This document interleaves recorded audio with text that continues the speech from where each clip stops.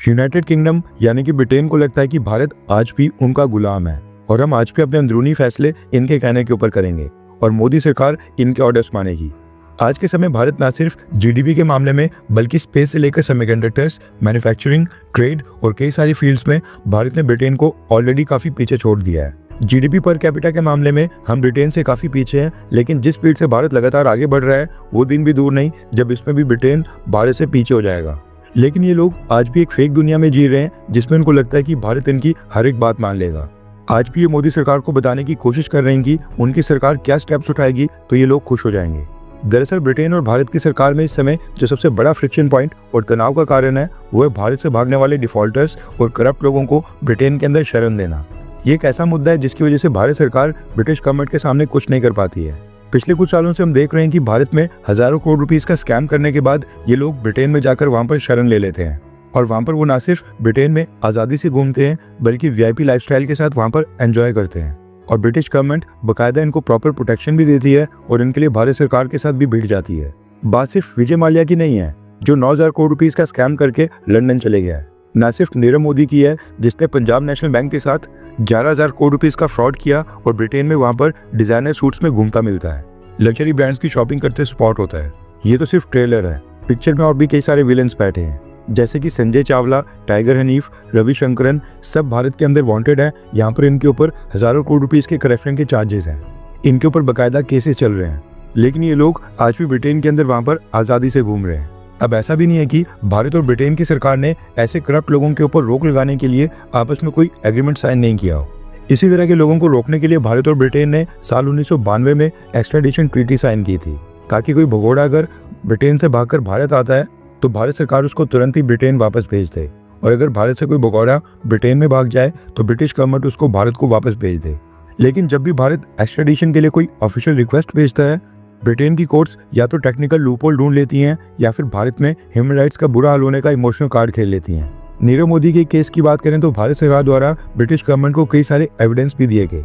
भारत की सीबीआई ने British authorities को डॉक्यूमेंट्स भी भेजे, कोर्ट ने पूरे केस को भी सुना, लेकिन ब्रिटेन का कहना है कि ये लोग डिप्रेशन के अंदर हैं और अगर उन्होंने इन लोगों को भारत को सौंप दिया तो ये लोग भारत जाकर सुसाइड भी कर सकते हैं। विजय माल्या को साल 2018 में यूके की हाई कोर्ट ने एक्स्ट्राडिट करने का ऑर्डर दिया था, लेकिन आज 2025 चल रहा है और माल्या वहीं का वहीं है। क्रिकेट मैचेस देख रहा होता है, ब्रिटिश पार्टीज को अटेंड कर रहा होता है और भारत को लेकर उसकी उल्टी सीधी स्टेटमेंट्स आती रहती हैं, जिसके बाद भारत की मीडिया के ऊपर मीम्स बन जाते हैं। और जब भारत सरकार पूछती है कि एक्स्ट्राडिशन करके इसको भारत को कब सौंपोगे तो सामने से जवाब आता है कि लीगल प्रोसेसेस यानी कि कानूनी कार्रवाई के कारण डिले हो रहा है, वरना वो उसको कल ही भारत भेज दे। ये वही ब्रिटेन है जो ग्लोबल स्टेज के ऊपर करप्शन और लॉ एनफोर्समेंट के बड़े बड़े लेक्चर देता है, लेकिन अपने फायदे के लिए ये सारे रूल्स डस्टबिन में फेंक कर इनका मजाक बना देता है। अब सोचने वाली बात है कि ऐसे लोगों को बचाकर ब्रिटेन की सरकार को क्या फायदे होते हैं। इसका बड़ा ही सिंपल जवाब है, विजय माल्या और नीरव मोदी जैसे लोगों को सेफगार्ड करने से ब्रिटेन में पैसा आता है, पॉलिटिकल पार्टीज और लीडर्स को पॉलिटिकल डोनेशन मिलती है, मीडिया इन्फ्लुएंस होता है और भारत पर प्रेशर बना के रखने का एक एक्स्ट्रा बेनिफिट मिलता है। इसलिए भारत का कोई भी भगोड़ा उनके लिए क्रिमिनल नहीं बल्कि एक डिप्लोमेटिक एसेट बन जाता है। आज हम ये सब इसलिए डिस्कस कर रहे हैं क्योंकि एक ऐसा ही केस सामने निकल कर आया है जिसमें ब्रिटेन ने भारत की तिहाड़ जेल के बारे में टिप्पणी करते हुए मोदी सरकार से कुछ गारंटीज देने की मांग की है और गारंटी भी ऐसी हैं जो शायद मोदी सरकार कभी ना दे। रेफरेंस के लिए आपकी स्क्रीन के ऊपर आर्टिकल का स्क्रीनशॉट है। दरअसल रिसेंटली ब्रिटेन ने भारत की 2 एक्स्ट्राडिशन रिक्वेस्ट को रिजेक्ट किया है और ये हम साल 2025 की बात कर रहे हैं। पहला केस है वीर किरण अवस्थी और उनकी वाइफ का। ये दोनों Bush food overseas private limited के डायरेक्टर्स थे और इनके ऊपर 750 करोड़ रुपीस के बैंक फ्रॉड का केस चल रहा है। इन्होंने भारत की सुप्रीम कोर्ट से मेडिकल रीजंस के नाम के ऊपर ब्रिटेन जाने की परमिशन ली थी, लेकिन ब्रिटेन जाने के बाद ये दोनों भारत वापस ही नहीं आए, जो क्लियरली कोर्ट के ऑर्डर का वायलेशन है। इस वजह से भारत की अथॉरिटीज ने ब्रिटेन के साथ इन दोनों की एक्स्ट्राडिशन प्रोसीडिंग स्टार्ट की थी, लेकिन रिसेंटली 11 अप्रैल को ब्रिटेन ने इन दोनों की एक्स्ट्राडिशन रिक्वेस्ट मानने से इनकार कर दिया और उसके बाद रिसेंटली संजय भंडारी के केस में भी ऐसा ही हुआ। संजय भंडारी एक आर्म्स डीलर और बिजनेसमैन है जो साल 2016 में भारत से भागकर ब्रिटेन चले गया था। इसके ऊपर भारत के अंदर tax evasion, black money, money laundering और करप्शन के सीरियस आरोप हैं। एनफोर्समेंट डायरेक्टरेट भारत की ईडी ने इसके खिलाफ चार्जशीट भी फाइल की है जिसमें बताया गया है कि इसने लंदन में प्रॉपर्टीज खरीदी हैं जो कि डिफेंस डील से आए इलीगल पैसों से फंड की गई थी। संजय भंडारी का नाम प्रियंका गांधी के पति रॉबर्ट वाड्रा के साथ भी जोड़ा गया है। ईडी के मुताबिक भंडारी ने लंदन में एक फ्लैट रेनोवेट करवाया था जिसमें वाड्रा ने स्टे किया था, लेकिन कुछ हफ्ते पहले 27 फरवरी को ब्रिटेन की लंदन हाई कोर्ट ने संजय भंडारी की एक्स्ट्रेडिशन रिक्वेस्ट को भी रिजेक्ट कर दिया था, ये कहकर कि अगर उनको भारत भेजा गया तो उनके मानवाधिकार का भारत के अंदर उल्लंघन हो सकता है। ब्रिटिश कोर्ट ने कहा था कि तिहाड़ जेल में उनको टॉर्चर, एक्सटॉर्शन और वायलेंस का काफी सीरियस रिस्क है और भारत में उनको फेयर ट्रायल नहीं मिलेगा, इसलिए वो ये एक्स्ट्रेडिशन रिक्वेस्ट रिजेक्ट करते हैं। अब ये दोनों ही एक्स्ट्रेडिशन रिक्वेस्ट रिजेक्ट करने के बाद ब्रिटेन ने भारत से कुछ एश्योरेंसेस मांगी है।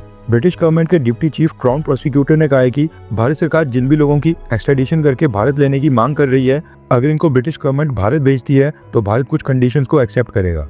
सबसे पहली कंडीशन तो ये है कि ये लोग जो चार्जेस फेस कर रहे हैं उनके लिए इनको तिहाड़ जेल में कभी नहीं भेजा जाएगा। यानी ब्रिटिश कोर्ट्स को ये चिंता है कि तिहाड़ जेल की कंडीशंस इन लोगों के लिए बिल्कुल भी अच्छी नहीं है, इसलिए इनको तिहाड़ जेल ना भेजा जाए। इसके साथ ही ब्रिटिश गवर्नमेंट ने एक और कंडीशन रखी है, जिसमें ब्रिटिश गवर्नमेंट के डिप्टी चीफ क्राउन प्रोसिक्यूटर ने भारत से एश्योरेंस भी मांगी है कि अगर वो एक्स्ट्रेडिशन करके इनको भारत में भेजते हैं तो दूसरी किसी जेल में भी इंटेरोगेशन के दौरान उनको टॉर्चर ना किया जाए, ना ही इनके साथ रिमांड के समय इनह्यूमन ट्रीटमेंट किया जाए। इसके साथ ही ब्रिटिश गवर्नमेंट ने कहा है कि अगर इनके ऊपर सभी आरोप सही भी साबित हो जाते हैं तो तब भी जेल में इनके साथ बुरा बर्ताव ना हो और European convention on human rights के आर्टिकल 3 के अंडर इनके सभी राइट्स को अश्योर किया जाए। यानी कि मोदी सरकार भारत लाकर इनके ऊपर कोई स्ट्रिक्ट एक्शन ना ले, बल्कि भारत के टैक्स पेयर्स का लाखों करोड़ रुपीस चुराने के लिए इनकी आरती उतारे और भारत नहीं बल्कि ब्रिटेन या फिर यूरोपियन यूनियन के कानून के अकॉर्डिंग इनको ट्रीटमेंट दे। यानी कि इन शॉर्ट डंडे वाली कार्रवाई इनके साथ ना हो। अब सबसे इंपॉर्टेंट बात यह है कि ब्रिटिश गवर्नमेंट ने भारत सरकार से ये सारी एश्योरेंसेस रिटर्न में मांगी है।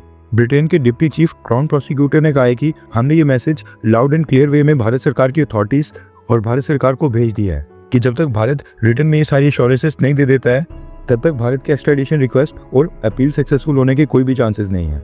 लेकिन इसके बावजूद अभी तक भारत सरकार ने ऐसी कोई भी एश्योरेंसेस उनको नहीं दी है।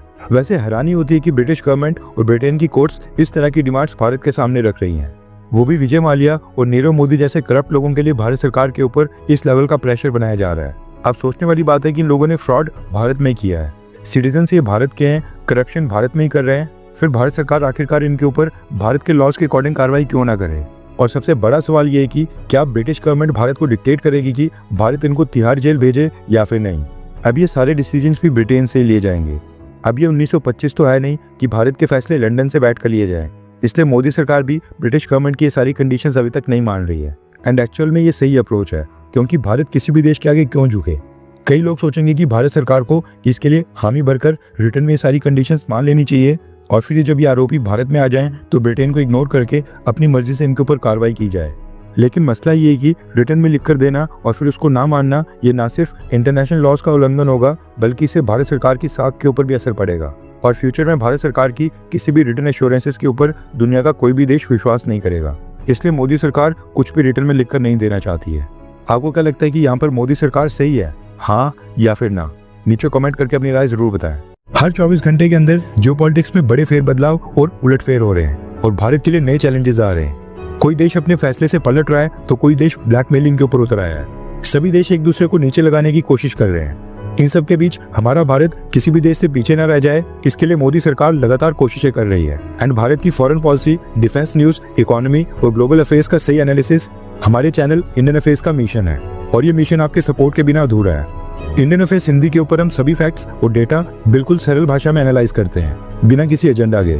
अगर आप चाहते हैं कि इंडियन अफेयर्स का सही और ऑथेंटिक एनालिसिस आप तक लगातार पहुंचे तो इस वीडियो को लाइक करें और हमारे चैनल इंडियन अफेयर्स को सब्सक्राइब करके बेल नोटिफिकेशन ऑन करना मत भूलिए। आपका एक लाइक हमारे चैनल को ग्रो करने में काफी मदद करेगा और एक सब्सक्राइब ये सुनिश्चित करेगा कि आप किसी भी इंपॉर्टेंट अपडेट को मिस ना करें। अगर आपने हमारे चैनल को पहले से सब्सक्राइब किया है तो दिल से धन्यवाद। जय हिंद, वंदे मातरम।